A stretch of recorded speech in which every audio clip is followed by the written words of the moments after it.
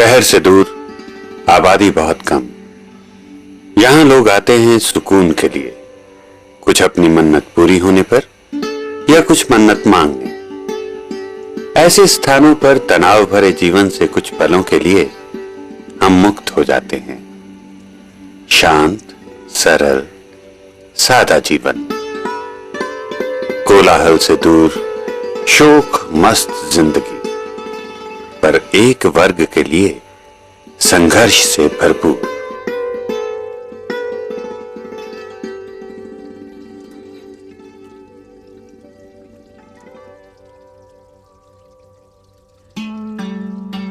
श्रद्धालु खुद हों या फिर उनका सामान, ये पिट्ठू उन्हें कंडी में, पालकी में और या फिर अपने खच्चरों और घोड़ों पर उनकी मंजिल तक पहुंचाते हैं।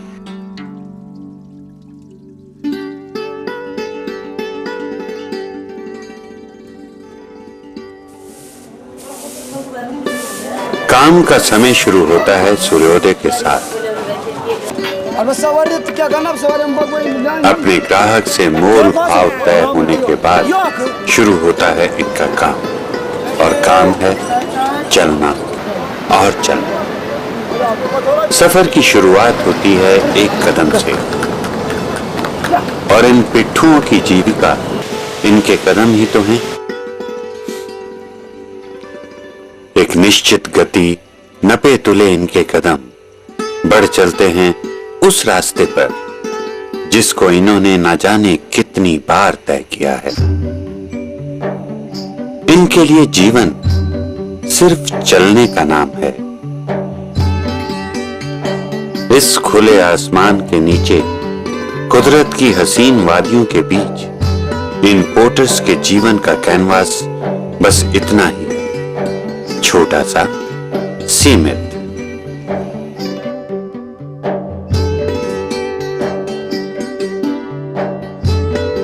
इन मुश्किल उबड़ खाबड़ रास्तों पर दिन भर चलने वाले इन पिट्ठुओं को ना तो कुदरत से कुछ मिला और ना ही प्रशासन से।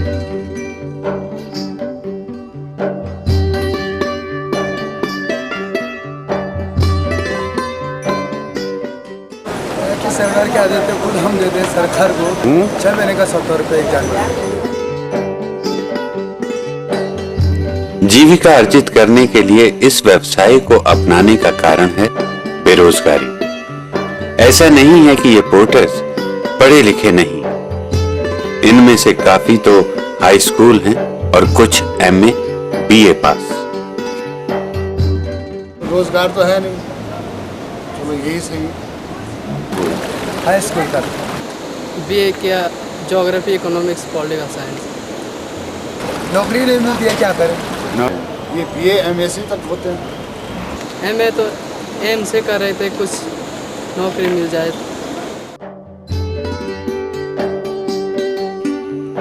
रास्ता कठिन, मंजिल बहुत दूर, जीवन है तो जीना है।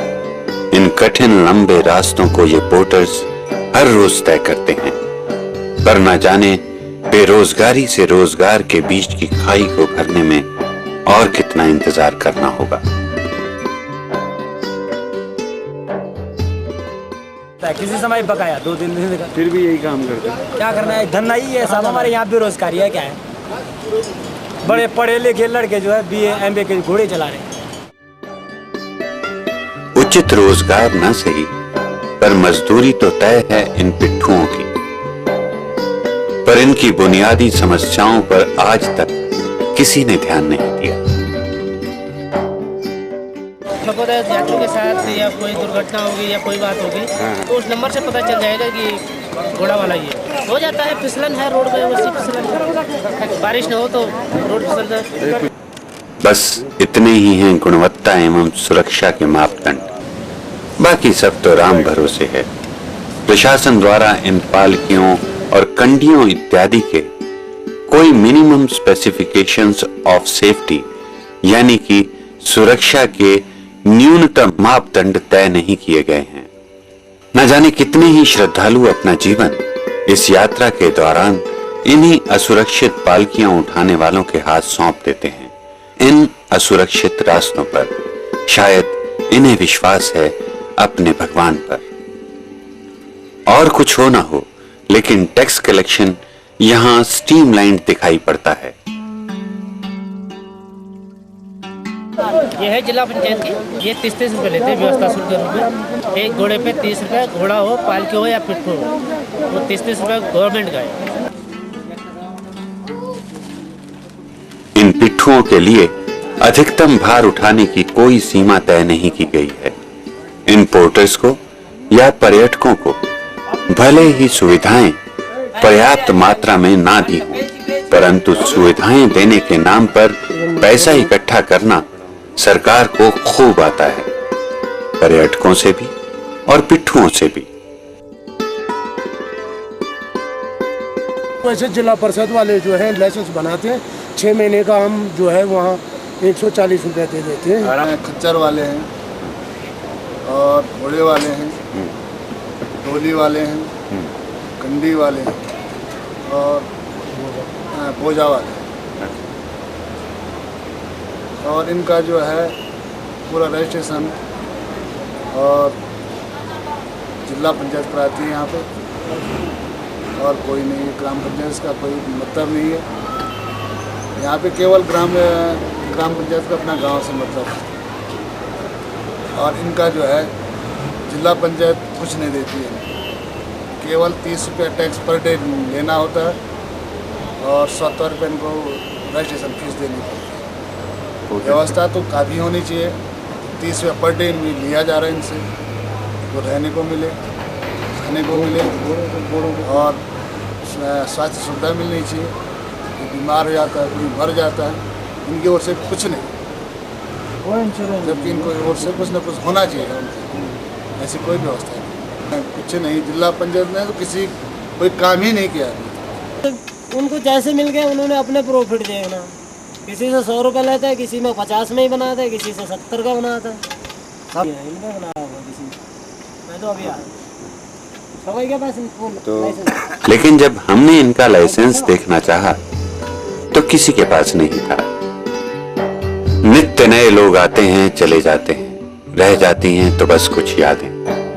कभी कोई अच्छा ग्राहक हुआ तो चाय मिल गई पीने को या खाना मिल गया, क्योंकि चाय और खाना अगर मिल जाए अपने ग्राहक से तो 4 पैसे और बच जाते हैं। और फिर से शुरू होता है धीरे धीरे अपनी मंजिल तक पहुंचने का कभी ना खत्म होने वाला ये सिलसिला।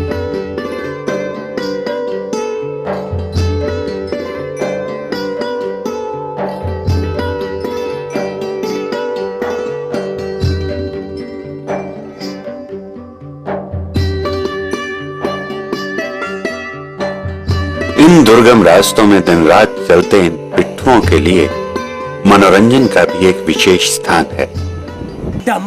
नेपाल से आए इन लोगों ने श्रद्धालुओं के बोझ उठाकर मंजिल तक पहुंचाने को अपनी जीविका का साधन बनाया है और साथ ही अपने आप को यहाँ की संस्कृति और रीति रिवाज का एक हिस्सा बना लिया है।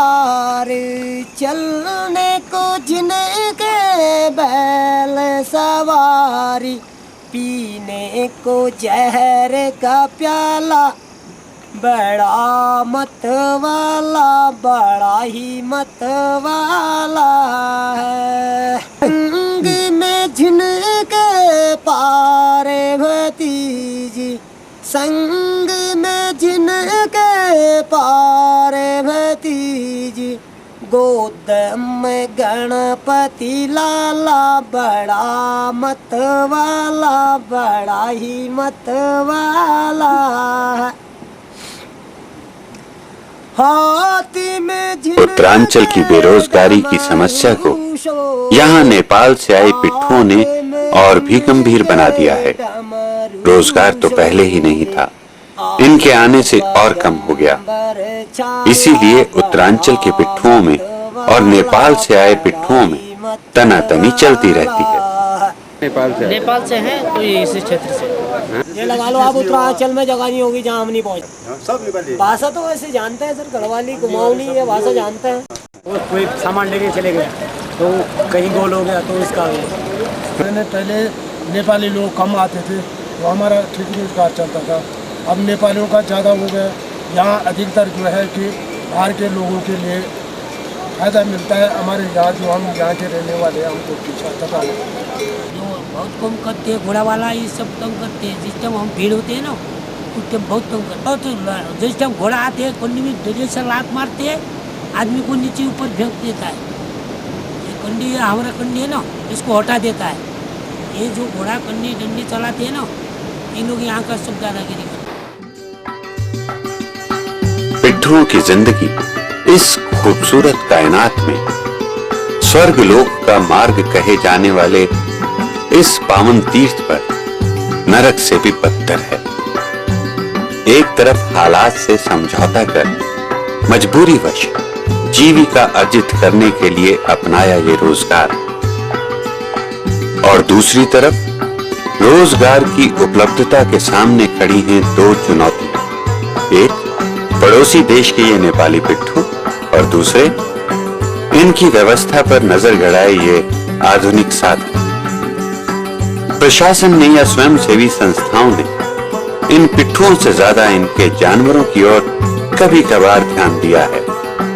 पिट्ठुओं की तो नहीं, पर पशुओं के स्वास्थ्य की फिक्र है इन्हें।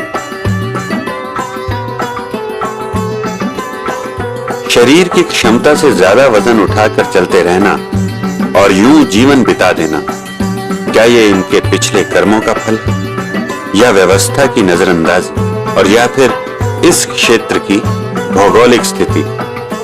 ये तय कर पाना तो कठिन, पर इतना तय है कि सामाजिक दृष्टि से अथॉरिटीज का, प्रशासन का और सरकार का यह फर्ज है कि वो रोजगार के ऐसे साधन मुहैया करें जिससे कि पढ़े लिखे लोगों को तो कम से कम इसको अपना व्यवसाय ना बनाना पड़े।